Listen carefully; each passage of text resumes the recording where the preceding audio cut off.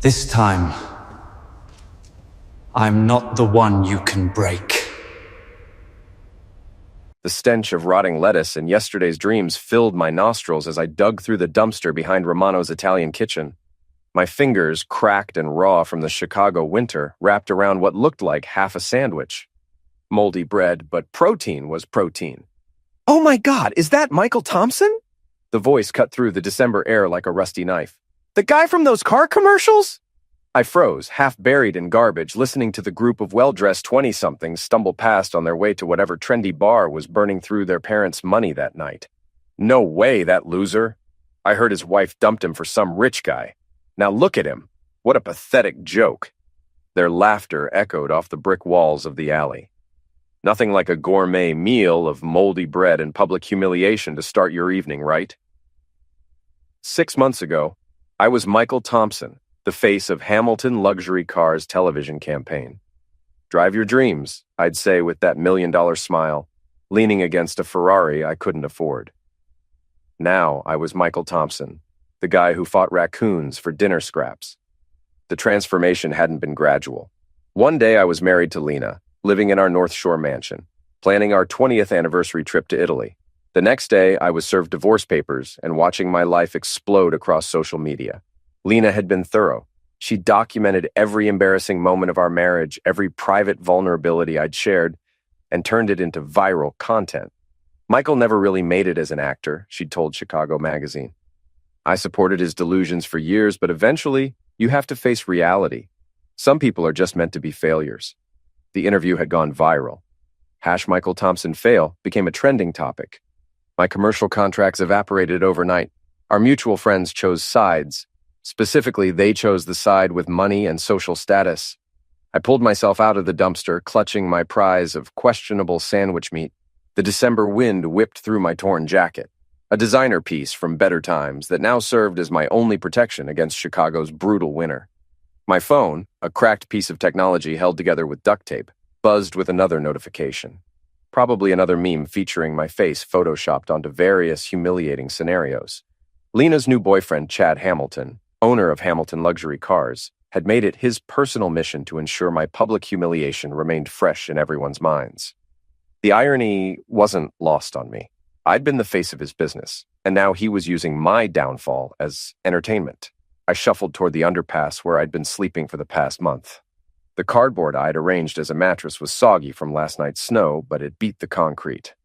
As I settled in for another night of listening to traffic and fighting off hypothermia, a pair of expensive leather shoes appeared in my peripheral vision. Michael Thompson? I looked up to see a tall man in an impeccable black suit. He was maybe 60, with silver hair and the kind of presence that screamed old money. In his hand was a leather briefcase that probably cost more than I'd made in my last year of commercial work. "Depends who's asking," I said, my voice hoarse from the cold. "If you're here to serve me more papers, I'm fresh out of things to lose." The man smiled, but it wasn't the condescending expression I'd grown accustomed to. "My name is Harrison Black. I represent the estate of your great-uncle, Edmund Thompson." "Never heard of him. That's not surprising. Your family had a falling out decades before you were born. But blood is blood, Mr. Thompson, and Edmund was very specific about his final wishes." I struggled to my feet, every joint protesting. "Look, if this is some kind of prank, I'm not in the mood. I've had enough humiliation to last several lifetimes." Mr. Black opened his briefcase and withdrew a thick envelope. "Your great-uncle passed away 3 weeks ago. He left you everything. A penthouse in Manhattan, a yacht, and approximately $47 million. The words hit me like a physical blow. I actually staggered backward, my mind struggling to process what he'd said. "That's impossible. People like me don't inherit millions. We inherit debt and disappointment." "There is one condition," Mr. Black continued, his expression growing serious. "You must help 100 people find their true purpose within 10 years. Fail to do so, and everything goes to charity." I stared at him, waiting for the punchline. When none came, I started laughing, a harsh, bitter sound that echoed off the concrete walls. "Right. And I suppose my first assignment is to save world hunger or achieve world peace." Mr. Black handed me a hotel key card and a sealed envelope.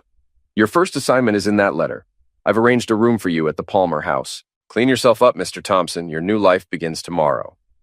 He turned to leave, then paused. Oh, and Michael? Your uncle was very specific about one thing. Sometimes the people who need saving the most are the ones who destroyed us. After he disappeared into the night, I stood there holding the keycard like it might evaporate. The envelope felt heavy in my hands, heavier than paper should feel. With nothing left to lose, I made my way to the Palmer house. The desk clerk looked at me like I was something that had crawled out of the sewer, which wasn't entirely inaccurate, but the keycard worked. The room was small but clean, with a bed that didn't smell like urine and a shower with actual hot water. I stood under the scalding spray for 20 minutes, watching months of grime and humiliation swirl down the drain. When I finally emerged, I caught sight of myself in the mirror. The man looking back was gaunt, hollow-eyed, with premature gray streaking through his brown hair. But underneath the damage, I could still see traces of the person I used to be. I sat on the bed and opened the envelope with trembling fingers.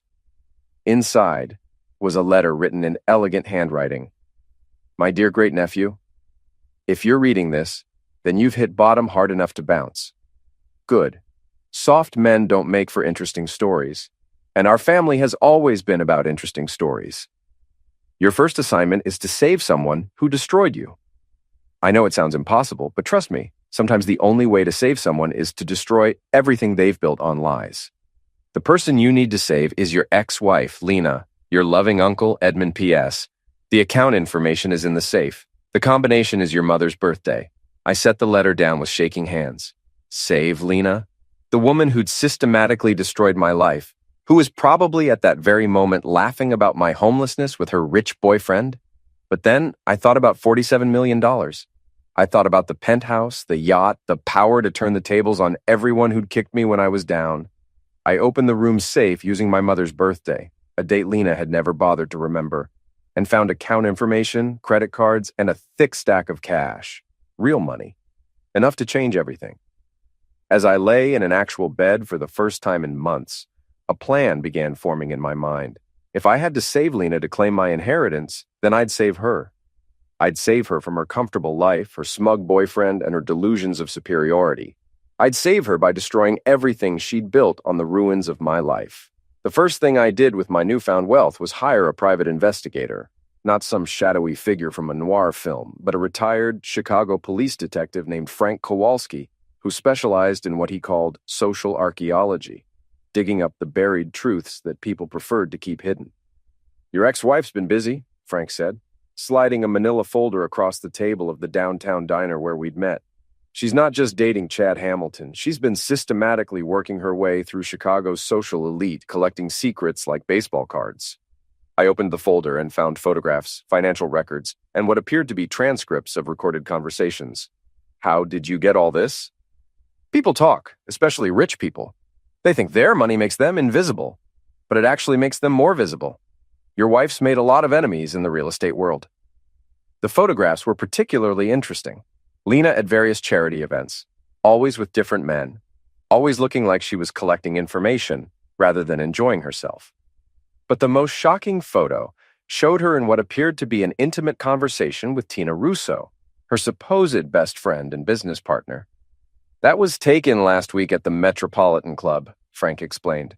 Your ex-wife and Mrs. Russo have been meeting regularly, always in private, always intense conversations.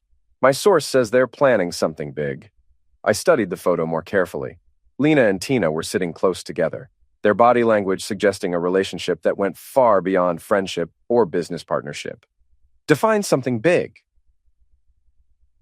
Mrs. Russo's been quietly buying up properties that your ex-wife has been devaluing through her real estate connections. It's a complex scheme, but essentially they're manipulating the market to make themselves rich and their competitors poor. The pieces were starting to fall into place. Lena hadn't just destroyed my life for Chad Hamilton's money. She'd destroyed it as part of a larger scheme to consolidate power in Chicago's real estate market. I'd been collateral damage in a much bigger game. There's more, Frank said, pulling out another set of photographs. Chad Hamilton isn't the golden boy he pretends to be. He's got gambling debts, tax problems, and a very expensive white powder habit.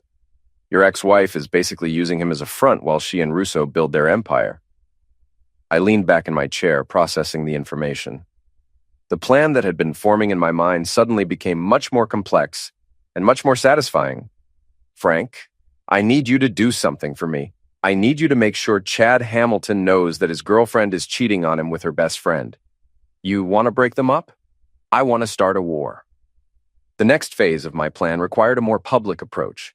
I'd been living like a ghost for months, but it was time to remind Chicago that Michael Thompson was still alive. I started with social media. Using my newfound resources, I hired a digital marketing firm to rehabilitate my online presence. Instead of trying to hide from the memes and mockery, I embraced them. I created a series of videos titled Homeless to Hopeful, documenting my rise from the streets. The videos went viral for all the right reasons. Suddenly, I wasn't Michael Thompson, the failure. I was Michael Thompson, the comeback story. The same people who'd mocked me 6 months ago were now sharing my content and calling me inspirational. But the real masterstroke was the charity event.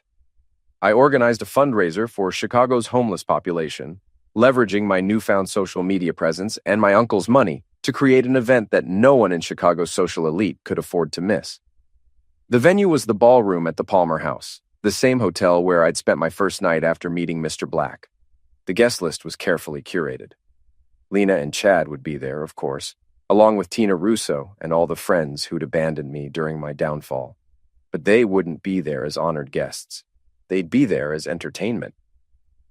The night of the event, I stood in my penthouse apartment. Yes, Mr. Black had been true to his word about the Manhattan property, adjusting my tie and admiring the view of Central Park. The man in the mirror bore little resemblance to the broken creature who'd been digging through garbage just weeks ago. I was clean-shaven, well-dressed, and most importantly, I was armed with information. My phone buzzed with a text from Frank. Everything's in place. Chad received the photos an hour ago. He's already called Lena 3 times. Perfect. I arrived at the Palmer House to find the ballroom buzzing with Chicago's most influential people. The charity aspect was real. I'd already donated $500,000 to local homeless shelters, but tonight was about more than charity. Tonight was about justice. Lena was holding court near the bar, resplendent in a dress that probably cost more than most people made in a month. She was laughing at something Chad was saying, but I could see the tension in her shoulders, the way her eyes kept scanning the room. She knew something was wrong, but she didn't know what. Chad, meanwhile, looked like a man on the edge. His face was flushed, his movements jerky, and he was drinking too much too fast. Frank's photographs had clearly had their intended effect. Michael Thompson. I turned to find Tina Russo approaching, her smile as sharp as a blade. I have to admit, I'm impressed. When Lena told me you were living under a bridge, I assumed you'd have the decency to stay there. Tina, always a pleasure. How's the real estate business? Still manipulating property values for fun and profit? Her smile faltered slightly. I have no idea what you're talking about. Of course you don't, just like you have no idea about the photos Frank Kowalski took of you and Lena at the Metropolitan Club last week. The color drained from her face. You're bluffing. I pulled out my phone and showed her one of the photos. Am I? Before she could respond, a commotion erupted near the bar. Chad's voice, loud and slurred, cut through the ambient conversation. How long, Lena? How long have you been screwing your business partner behind my back? The ballroom fell silent. Every conversation stopped. Every head turned toward the bar where Chad was confronting Lena, his face red with alcohol and rage. Chad, you're drunk, Lena said, her voice tight with controlled panic. We should discuss this at home. Home? You mean the home I'm paying for while you're busy building your little real estate empire with your girlfriend? He threw his drink in her face. The amber liquid splashed across her expensive dress, and the room erupted in shocked gasps and frantic whispers.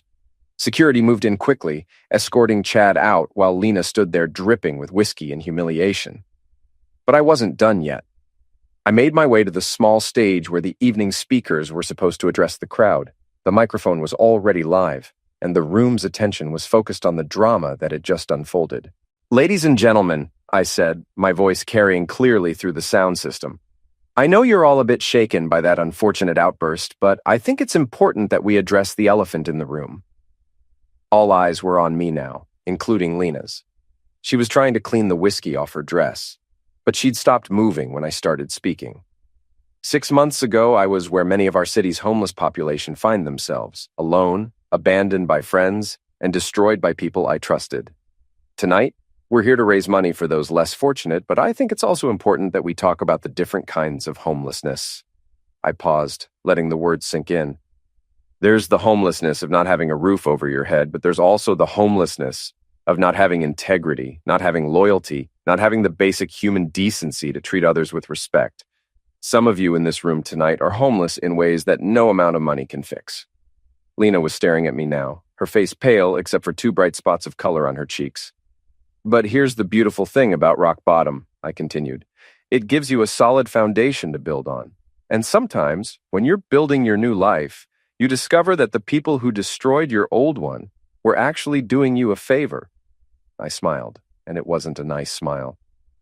So, thank you, Lena. Thank you for showing me who my real friends were. Thank you for teaching me that some people are only loyal to money and status.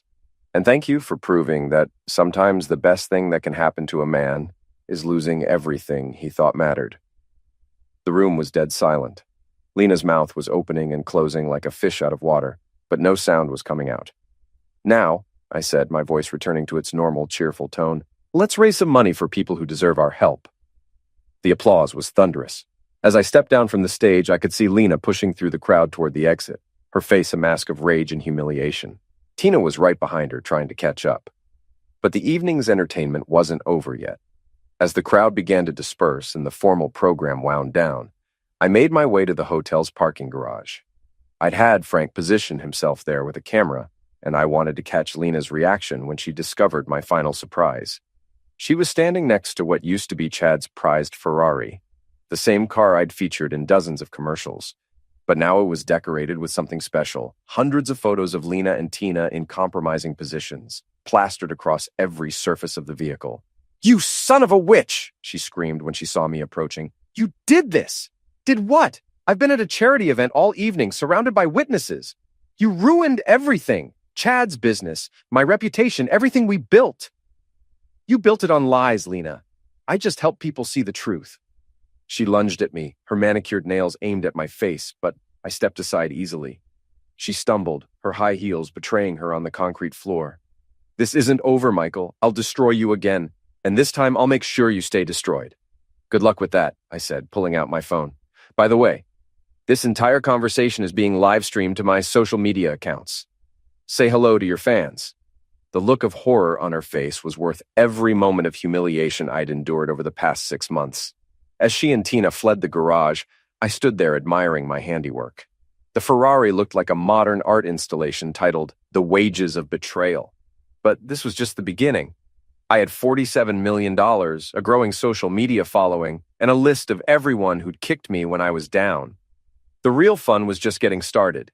The fallout from the charity event was immediate and spectacular.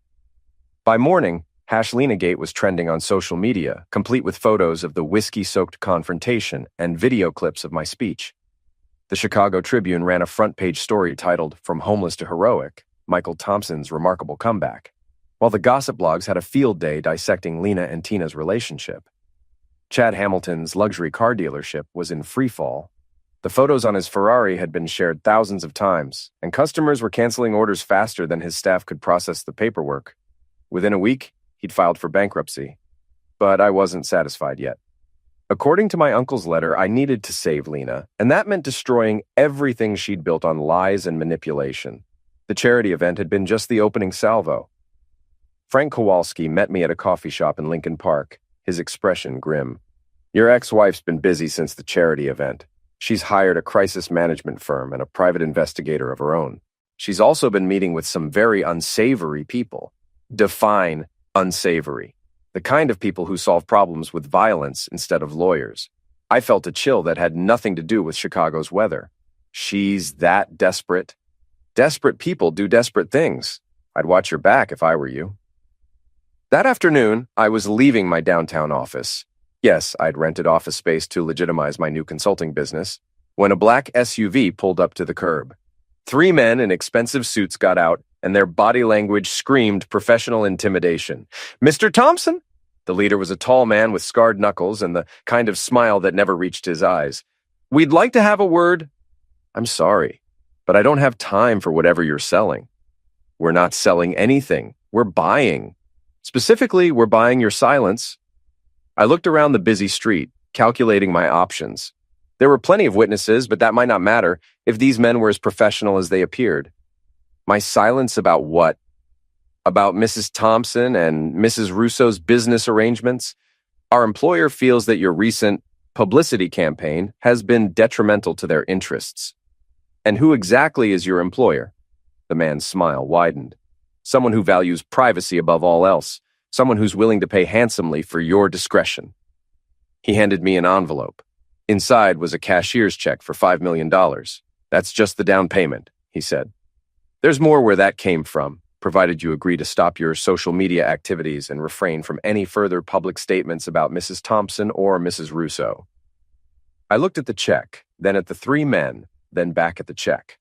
$5 million was a lot of money, even for someone who'd recently inherited $47 million. I appreciate the offer, I said, tearing the check in half, but I'm not for sale. The leader's expression didn't change, but I saw his hand move slightly toward his jacket. That's unfortunate, Mr. Thompson. Our employer doesn't like to be disappointed. Then your employer should have thought of that before getting involved with con artists and manipulators. I turned and walked away, my heart pounding but my stride steady. Behind me, I heard car doors slam and the SUV drive off. I'd just declared war on someone with enough money to hire professional intimidators, but I was past the point of backing down. That evening, I called an emergency meeting with my growing team. In addition to Frank, I'd hired a social media manager named Jessica, a former investigative journalist named David, and a lawyer named Sarah Chen, who specialized in corporate fraud cases. We need to accelerate our timeline, I told them, pacing around my penthouse living room. Lena's hired muscle, which means she's more desperate than I thought, but it also means she's made a mistake. What kind of mistake? Sarah asked. The kind that leaves a paper trail. Frank, I need you to find out who's backing Lena and Tina's operation. Someone with serious money is pulling their strings, and I want to know who. Jessica, I need you to start documenting everything. Every threat, every intimidation attempt, every shady business deal. We're going to expose this entire network. David, I need you to dig into the real estate manipulation scheme. If we can prove fraud, we can bring down everyone involved. Over the next 2 weeks, the pieces of the puzzle began falling into place. Frank discovered that Lena and Tina's mysterious backer was Vincent Carlucci, a businessman with suspected organized crime connections who'd been trying to corner Chicago's luxury real estate market for years. David found evidence of systematic property value manipulation, including bribes to city inspectors and threats to property owners who wouldn't sell. Jessica documented a pattern of intimidation and harassment targeting anyone who opposed Lena and Tina's business practices. But the most damaging evidence came from an unexpected source, Chad Hamilton. He showed up at my penthouse one evening, looking like he'd aged 10 years in the past month. His expensive suit was wrinkled, his hair was unkempt, and he smelled like he'd been living in a bottle. I want to make a deal, he said when I answered the door. I'm listening. I have recordings. Conversations between Lena and Tina, between Lena and Carlucci, between all of them planning how to destroy you and anyone else who got in their way. Why would you help me? I'm the one who destroyed your business. Chad laughed bitterly. You didn't destroy my business. They did. Lena convinced me to take out massive loans to expand. Then she and Tina manipulated the market to crash luxury car sales. They were planning to buy my dealership for pennies on the dollar after I went bankrupt. What do you want in return for the recordings? Protection. Carlucci's people have made it clear that I'm a liability.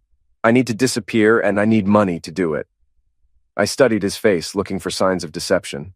Chad had never been particularly bright, but his fears seemed genuine. Give me the recordings first. If they're as damaging as you claim, we'll talk about protection. He handed me a flash drive.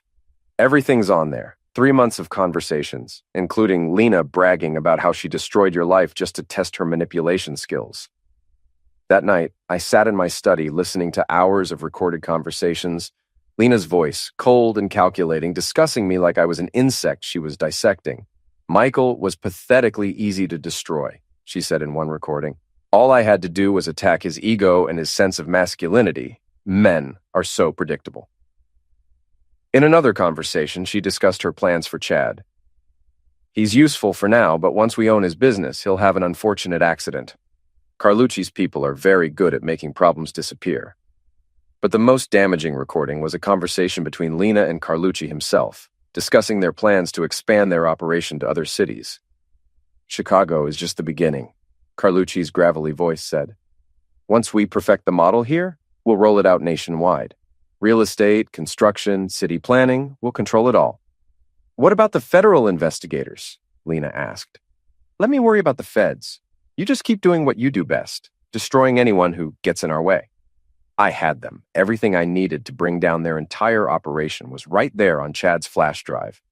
But I wasn't going to turn it over to the authorities just yet. First, I was going to use it to save Lena from herself. The next morning, I sent Lena a simple text message. We need to talk. Tonight, 8 p.m., Navy Pier. Come alone. Her response was immediate. Go to heck. I sent her a short audio clip from one of the recordings, Carlucci discussing her unfortunate accident once she'd outlived her usefulness. Her second response took longer. I'll be there. Navy Pier at night in November was cold, windy, and nearly deserted. I stood at the end of the pier, looking out at Lake Michigan, when I heard her heels clicking on the wooden planks behind me. You son of a witch, she said by way of greeting. How did you get those recordings? Your boyfriend Chad isn't as loyal as you thought. Turns out people don't like being set up for homicide. She was quiet for a long moment. What do you want? I want to save you. Save me from what? I turned to face her. Even in the dim light, I could see that the past month had taken its toll. Her face was thinner, her eyes were hollow, and her usual perfect composure was cracking around the edges. From Vincent Carlucci, from Tina Russo, from yourself. You don't know what you're talking about. I know that Carlucci is planning to have you ended once you've served your purpose. I know that Tina has been skimming money from your joint accounts. And I know that you've gotten so deep into this mess that you can't see a way out. So what if I have? What's it to you? Believe it or not, Lena, I don't want to see you dead, destroyed, humiliated, and broke maybe, but not dead. How generous of you. Here's the deal. I'm going to give you 24 hours to disappear. Take whatever money you can access and get as far away from Chicago as possible. After that, I'm turning everything over to the FBI. And if I don't, then you'll be dead or in federal prison within a month. Your choice. She stared at me for a long moment, and for just an instant I saw a flash of the woman I'd married 20 years ago. Scared, vulnerable, human. Why? She asked quietly. After everything I did to you, why would you help me? Because my uncle's will requires me to save people. And whether you believe it or not, this is me saving you. From what? From becoming the kind of person who destroys lives for sport. From becoming the kind of person who partners with people capable of terrible harm. From becoming someone so empty inside that the only way you can feel powerful is by making others feel powerless. Tears were streaming down her face now, her mascara running in black rivulets. I can't, she whispered. I'm in too deep. Carlucci will end me if I run, and the FBI will arrest me if I stay. Not if you cooperate. I've already spoken to a federal prosecutor. They're willing to make a deal in exchange for your testimony against Carlucci. What kind of deal? Witness protection, a new identity, a new life, somewhere far away from all this. She was quiet for a long time, staring out at the dark water. What about Tina? What about her? Is she part of this deal? That depends. Are you willing to testify against her too? Lena's expression hardened. That witch has been stealing from me for months. She convinced me to trust Carlucci, knowing full well what kind of man he was. If anyone deserves to go down, it's her. Then we have a deal? She nodded slowly. We have a deal. As we walked back toward the parking area, Lena stopped suddenly. Michael? Yeah? I'm sorry for everything. I know that doesn't change anything, but I needed to say it. Why did you do it? Why did you destroy our marriage, my career, my life? She was quiet for so long I thought she wasn't going to answer. Because I was empty inside, and hurting you made me feel full. Because I was scared of getting old and irrelevant, and tearing you down made me feel powerful. Because I'd forgotten how to be happy, so I decided to make sure you couldn't be happy either. And now I remember why I fell in love with you in the first place. You're still trying to save people, even when they don't deserve it. 3 days later, Lena walked into the FBI field office in downtown Chicago and began telling her story. 2 days after that, Vincent Carlucci and 12 members of his organization were arrested in coordinated raids across the city. Tina Russo was arrested at O'Hare Airport, trying to board a flight to a non-extradition country with $2 million in cash. Chad Hamilton entered witness protection and disappeared into whatever new life the federal marshals had arranged for him. And I sat in my penthouse, reading the morning news coverage of what the media was calling the biggest organized crime bust in Chicago history, wondering if I'd actually saved Lena or just given her a more comfortable way to destroy herself. But according to my uncle's will, I'd completed my first assignment. 1 down, 99 to go. The phone rang, interrupting my thoughts. The caller ID showed Harrison Black's number. "Congratulations, Michael," his smooth voice said. "Your uncle would be proud." Is she really safe? As safe as anyone can be who spent the last year working with dangerous criminals and thieves.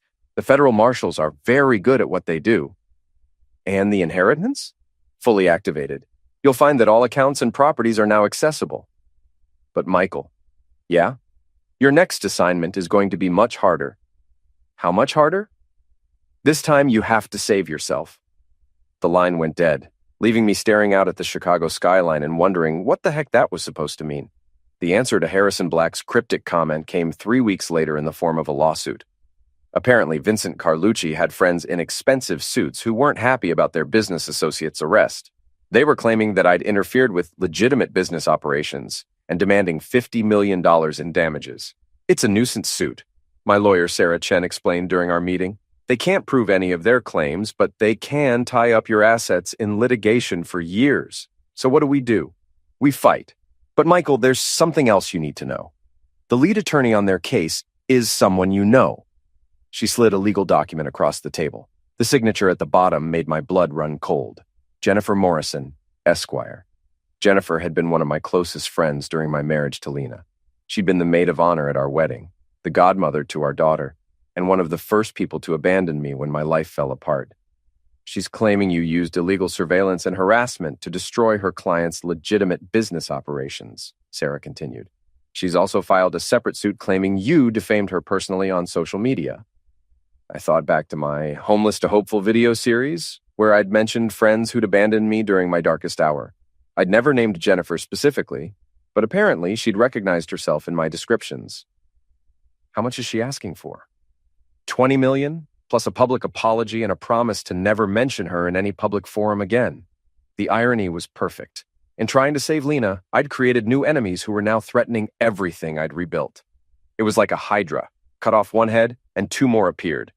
But I wasn't the same broken man who'd been digging through dumpsters 6 months ago. I had resources now, and more importantly, I had nothing left to lose. Set up a meeting, I told Sarah. I want to talk to Jennifer face to face.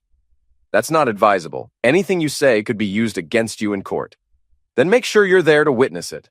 But I'm done letting other people control the narrative of my life. The meeting was arranged for the following week at Jennifer's law firm, a gleaming tower in the Loop that screamed money and power. I arrived wearing my best suit and my most confident smile, with Sarah by my side, and Frank Kowalski trailing behind with a briefcase full of evidence. Jennifer's office was exactly what I'd expected. Floor-to-ceiling windows, expensive art, and furniture that cost more than most people's cars. She was sitting behind a desk the size of a small aircraft carrier, looking every inch the successful attorney. "Hello, Michael," she said without standing. "You look better than the last time I saw you." "Funny thing about Rock Bottom, Jen. It's a great place to build a foundation. Let's skip the pleasantries. You've caused my clients significant financial damage with your reckless vigilante campaign. We're prepared to settle for $30 million and a public apology. Your clients were running a criminal enterprise that involved fraud, extortion, and conspiracy to commit homicide. I'd hardly call exposing them reckless vigilantism. That's not how a jury will see it. You used illegal surveillance, harassment, and public humiliation to destroy legitimate businesses. You're nothing but a bitter ex-husband who couldn't handle his wife's success." There it was. The real Jennifer. The one who'd always been there underneath the friendly facade. The one who'd probably been talking about me behind my back for years, even before my marriage fell apart. Is that what you really think, that Lena was successful? More successful than you ever were. At least she didn't end up homeless and pathetic. Sarah put a warning hand on my arm, but I ignored it. This conversation was about more than lawsuits and settlements. This was about 20 years of friendship that had apparently been built on lies. Tell me, Jen, when did you decide I wasn't worth your loyalty? Was it when the divorce papers were served? When I lost my commercial contracts? Or was it earlier than that? I don't know what you mean. Frank opened his briefcase and pulled out a thick folder. These are phone records from the past 2 years, he said, placing them on Jennifer's desk. Calls between you and Lena, calls between you and Vincent Carlucci's associates, calls between you and several journalists who wrote negative stories about Michael. Jennifer's face went pale. Those are privileged communications. Not the ones with journalists, Frank continued. And not the ones where you were discussing non-legal matters, like how to destroy Michael's reputation, how to make sure he couldn't find work, how to isolate him from mutual friends. You were part of it, I said, the pieces finally falling into place. You weren't just Lena's friend, you were her accomplice. That's ridiculous. Sarah opened her own briefcase and pulled out a digital recorder. This is a conversation between you and Lena from 8 months ago, she said, pressing play. Jennifer's voice filled the room. The key is to make sure no one wants to hire him. I've got contacts at all the major agencies. A few well-placed phone calls, and Michael Thompson will be unemployable. Lena's voice responded, What about his friends? Some of them might try to help him. Leave that to me. I'll make sure everyone knows that supporting Michael means choosing sides against you. Most people will choose money and status over loyalty. The recording continued for several more minutes, detailing a systematic campaign to destroy not just my career, but my entire social network. Jennifer had manipulated our friendship, using her knowledge of my relationships to turn people against me. Where did you get that? Jennifer asked, her voice barely above a whisper. Chad Hamilton wasn't the only one making recordings, Frank said. Your friend Lena documented everything, including your conversations. She didn't trust anyone, not even her co-conspirators.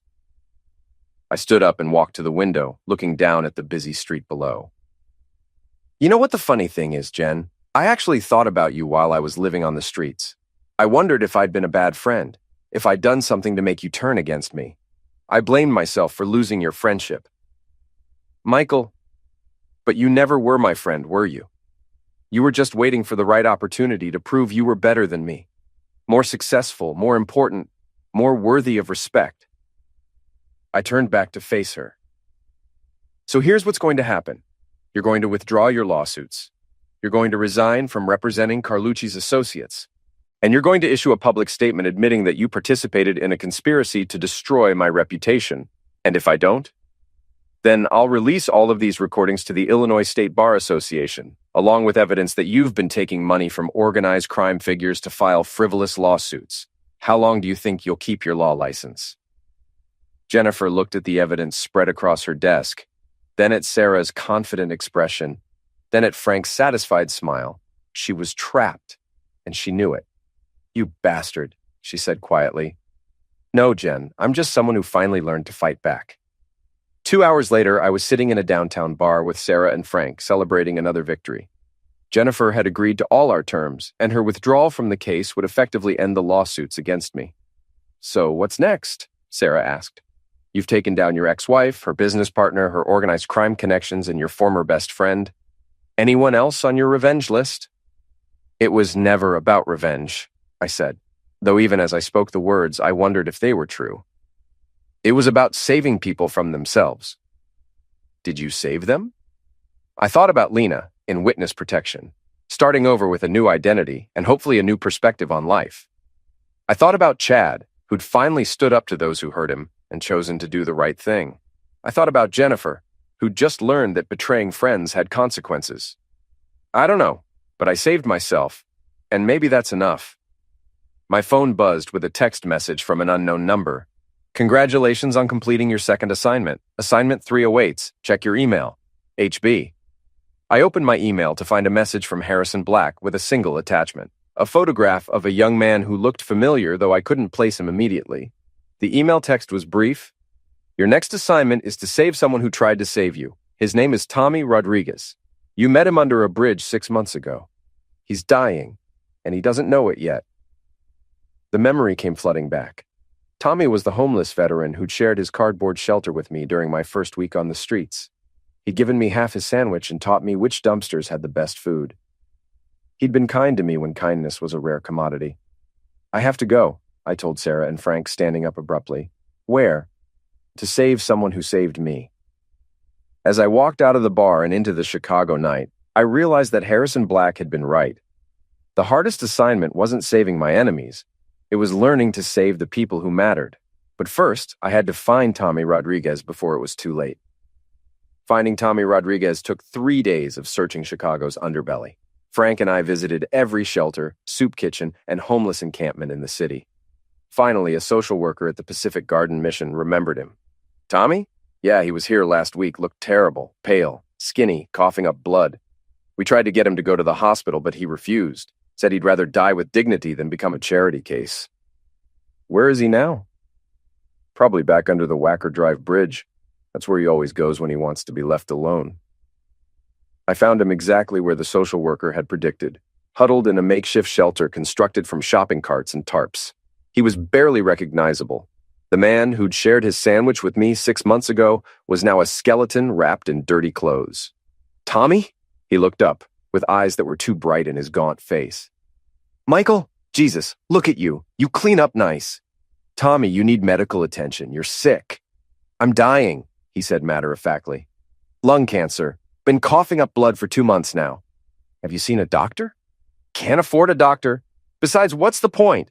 I'm 63 years old. I've been living on the streets for 8 years, and I don't have any family left. This is as good a place to die as any. I sat down on a crate next to his makeshift bed. Do you remember what you told me when I first showed up here? I told you a lot of things. You said that everyone deserves a chance to start over, no matter how far they've fallen. Tommy smiled weakly. Did I say that? Sounds like something I'd say. You saved my life, Tommy. You gave me food when you barely had any, shelter when you could have kept it for yourself, hope when I thought there wasn't any left. You would have done the same for me. Now I'm going to prove it. I pulled out my phone and called the best oncologist in Chicago, a man whose gambling debts I'd quietly paid off the week before. Dr. Marcus Webb owed me a favor, and I was about to collect. Dr. Webb, this is Michael Thompson. I need you to meet me at Northwestern Memorial Hospital in 1 hour. I'm bringing in a patient who needs immediate attention, and money is no object. Michael, I can't just...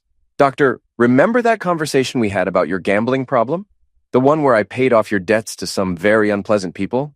This is me calling in that favor. There was a pause. I'll be there. Tommy tried to protest as I helped him to his feet, but he was too weak to resist effectively. I half-carried him to my car, ignoring his complaints about charity and dignity. This isn't charity, I told him as we drove toward the hospital.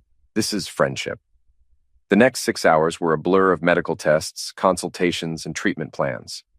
Tommy's cancer was advanced, but not terminal. With aggressive treatment, he had a good chance of survival. The treatment will be expensive, Dr. Webb warned me privately. We're talking about hundreds of thousands of dollars over the next year. Do whatever it takes.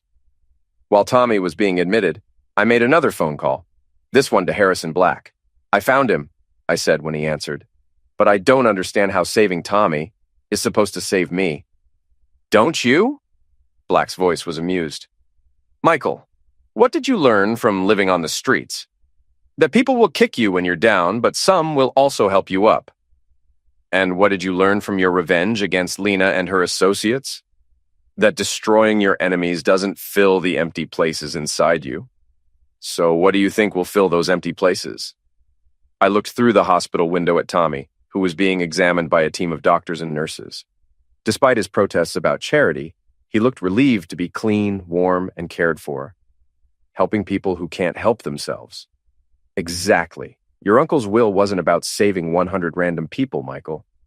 It was about teaching you that the only way to save yourself is to save others. What about the money, the penthouse, the yacht?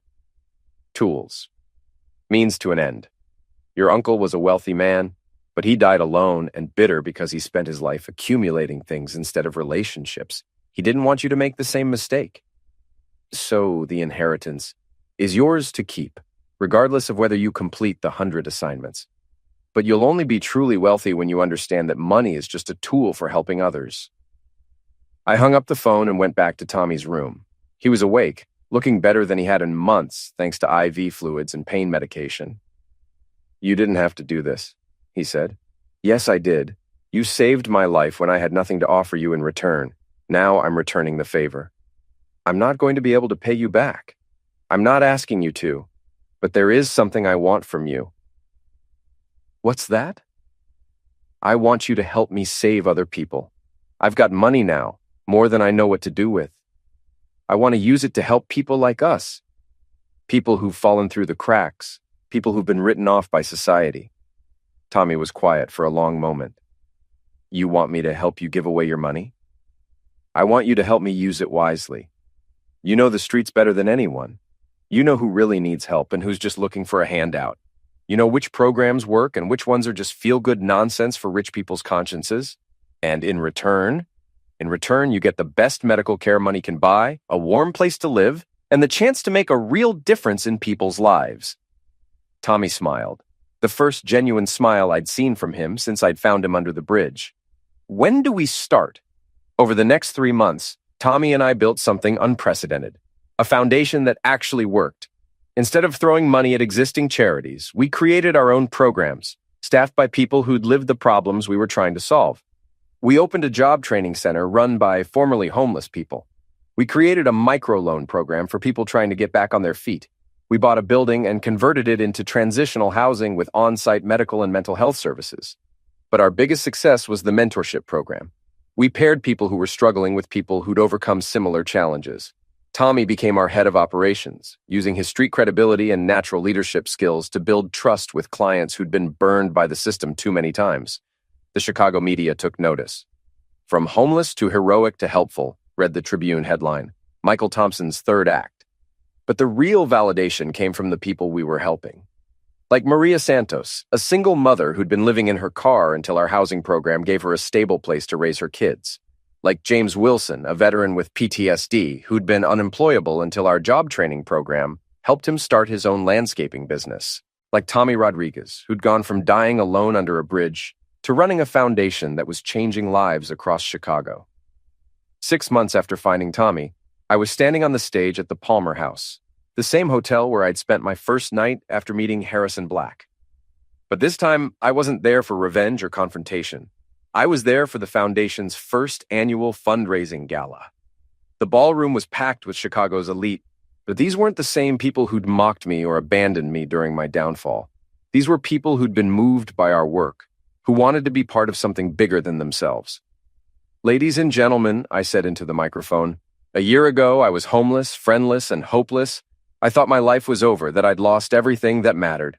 I paused, looking out at the crowd. In the front row, I could see Tommy, clean-shaven and healthy, wearing his first tuxedo and grinning like a kid at Christmas.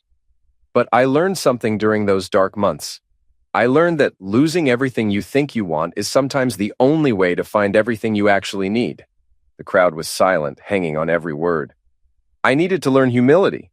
I needed to learn that my worth as a human being wasn't measured by my bank account or my social status. I needed to learn that the only way to fill the empty places inside yourself is to fill the empty places in someone else's life. I gestured toward Tommy. This man saved my life when I had nothing to offer him in return. He shared his food, his shelter, and his hope with a stranger who'd lost everything. He taught me that kindness isn't about having enough to give. It's about giving what you have, even when it's not enough. The applause was thunderous, but I held up my hand for silence. Tonight, we've raised over $2 million for the Thompson Rodriguez Foundation. That money will help hundreds of people get back on their feet, find jobs, rebuild their lives. But more importantly, it will help them remember that they're not alone, that someone believes in their ability to start over. I looked directly at the cameras that were broadcasting the event live. To everyone watching who's struggling, who's been knocked down, who thinks their story is over, it's not. Your next chapter is waiting to be written. And if you need help writing it, we're here. As I left the stage to another standing ovation, I felt something I hadn't felt in years. Complete. Not because I'd gotten revenge on my enemies, not because I'd reclaimed my wealth and status, but because I'd found my purpose. My phone buzzed with a text from Harrison Black. Assignment completed, 97 to go. Your uncle would be proud. But for the first time since this journey began, I wasn't thinking about the assignments or the inheritance. I was thinking about Maria Santos's kids, who now had a stable home. I was thinking about James Wilson's landscaping business, which had just landed its first major contract. I was thinking about all the people we'd helped, and all the people we were going to help. I was thinking about Tommy Rodriguez, who'd gone from dying alone to living with purpose, And I was thinking about myself. Not the broken man who'd been digging through dumpsters a year ago, not the angry man who'd sought revenge against his enemies, but the man I was becoming. Someone who understood that the only way to save yourself is to save others. As the gala wound down and the guests began to leave, Tommy approached me with tears in his eyes.